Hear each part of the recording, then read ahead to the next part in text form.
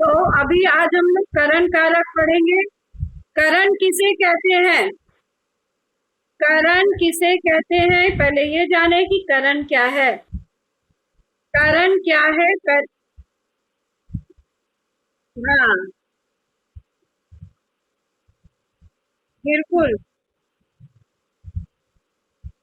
कर्ता को क्रिया करने में जो अत्यंत सहायक हो उसे उसे करण कारक उसे करण कहते हैं।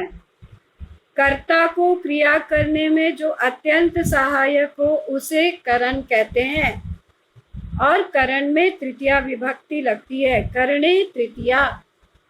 समझ गए? अहम चमसेन खादामी, मैं चम्मच से खाता हूँ।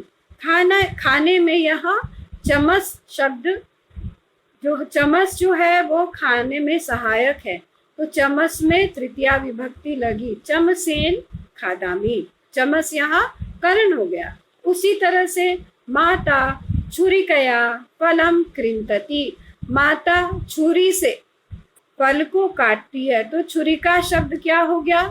छुरिका शब्द करण हो गया और छुरिका में तृतीया विभक्ति लगी।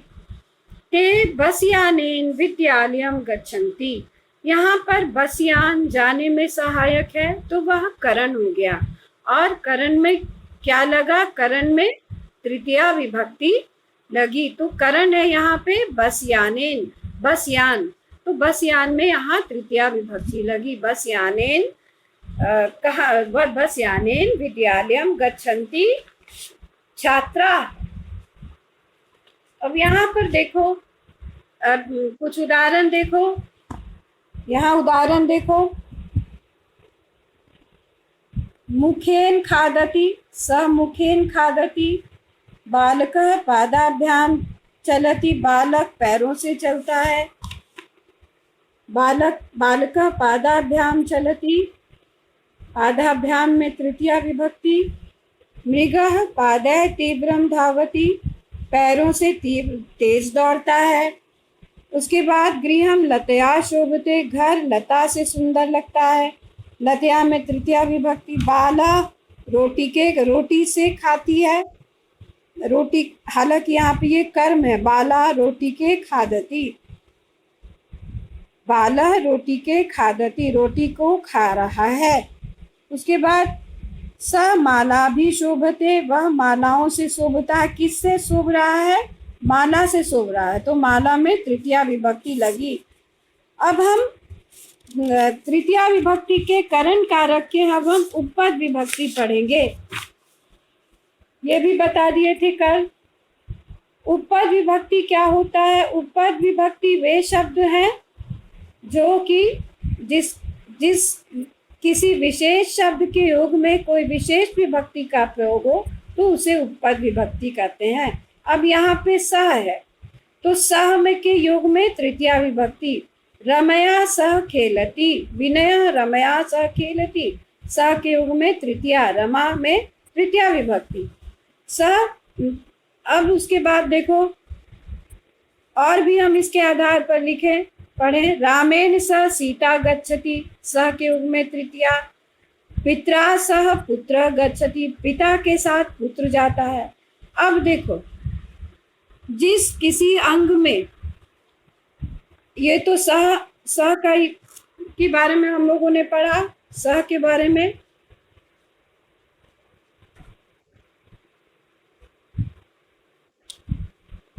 सह के बारे में हम लोगों ने पढ़ा। हाँ, क्या बात है आशीष? आशीष तुमने हैंड रेस किया। हाँ, मैंने तुम्हें अनम्यूट किया, बोलो आशीष सिंह, पूछो।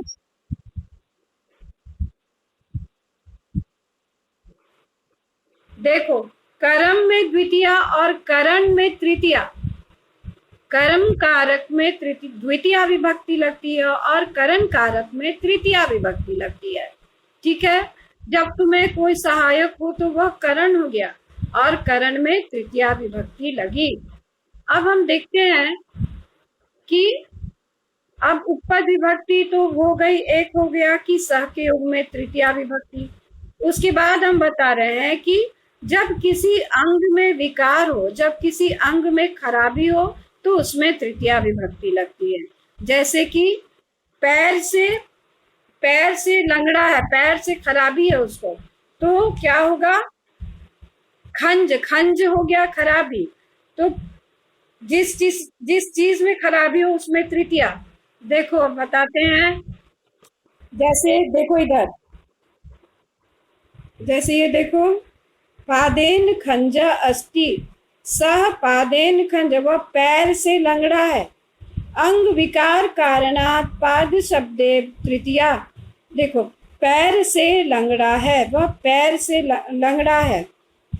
उसी प्रकार से सह चक्षुभ्याम अंधा, वह आंखों से अंधा है, वह आंखों से अंधा है। देखो इसके दोनों आंख खराब है, तो वह आंखों से अंधा है। अंग विकारात तृतीया विभक्ति, वह आंखों से अंधा है, वह पैर से लंगड़ा है। ठीक है, यहाँ देखो, स नेत्रेन काना अस्ति, वह आंख से काना है। नेत्रेन शब्द में तृतीया, स नेत्रेन काना अस्ति, आंख से काना है, स नेत्रेन काना। अंग विकारात नेत्र शब्दे तृतीया। ठीक है, तो अंग विकार के योग में तृतीया विभक्ति लगती है। पादेन खंज, नेत्रेन काना, चक्षुभ्याम अंधा, आंखों से अंधा है। ठीक है, अब यहाँ देखो, ये तुम लोग को अभी नहीं पढ़ना है। तो 3 उदाहरण तुम लोगों ने देखा कि जहाँ अंग विकार होता है वहां पर तृतीया विभक्ति लगती है। अंग विकार मतलब अंग में गड़बड़ी। कर्णेन बधिर, कान से बहरा। एक हमने बताया कि सह के योग में तृतीया, दूसरा बताया कि अंग विकार के अर्थ में तृतीया, और अब और हम देखेंगे कि बिना के योग में भी तृतीया विभक्ति लगती है। बिना में द्वितीया लगता है, तृतीया लगता है और पंचमी लगती है। तो बिना के योग में भी तृतीया। परिश्रमेन बिना कुतः विद्या, परिश्रम के बिना विद्या कहाँ? परिश्रमेन में यहाँ देखो तृतीया विभक्ति लगी। परिश्रमेन बिना कुतः विद्या, परिश्रम के बिना कहाँ विद्या? तो परिश्रम शब्द में यहाँ तृतीया। परिश्रमम भी हो सकता है, परिश्रमात भी हो सकता है, और परिश्रमेन भी होता है। तो परिश्रम शब्द में यहाँ तृतीया विभक्ति लगी। बिना कारणात परिश्रम शब्दे तृतीया विभक्ति। अब यहाँ देखो, बालक डैश क्रीडती, क्रीडती क्या होगा? गेंद से खेलता है, तो क्या हो जाएगा? कंदुकेन क्रीडती। से अर्थ में खेलने में सहायक हो रहा है गेंद, तो यहाँ पे तृतीया विभक्ति लगी। वयम नेत्राभ्याम पश्याम, हम लोग दो नेत्रों से देखते हैं। वयम नेत्राभ्याम पश्याम। ठीक है, मृगाः पादैः चलन्ति, पैरों से चलते हैं। मृग पैरों से चलते हैं। नराः पादाभ्याम आगच्छन्ति, लोग पैरों से आते हैं। मनुष्याः मुखेन वदन्ति, मनुष्य मुख से बोलते हैं। छात्रा यानेन गच्छन्ति, छात्र यान से जाते हैं। सहस्ताभ्याम दानम यच्छन्ति, वह हाथों से दान देता है। गजः करेन जलम पिबती, गजः कर से जल पीता है, हाथ से जल पीता है। जीवाः मुखेन खादति, जीव लोग मुख से खाते हैं, क्रिया करने में सहायक है। बालिका मात्रा सह गच्छति, बालिका मात्रा के साथ, माता के साथ जाती है। सह के योग में तृतीया। तो मात्रा, माता मातरौ मातरा, मातरम मातरौ मातृ, मात्रा मातृभ्याम मातृभी, और तो मात्रा हो गया मात्रा मातृभ्याम मातृ, मात्रा शब्द में तृतीया। ठीक है, तो ये तृतीया विभक्ति। एक और होता है अलम, एक अव्यय होता है अलम। अलम के योग में भी तृतीया विभक्ति लगती है। अलम मतलब नहीं करना चाहिए, अलम मतलब प्रोहिबिशन, नहीं करना चाहिए। विवादेन अलम, विवाद नहीं करना चाहिए।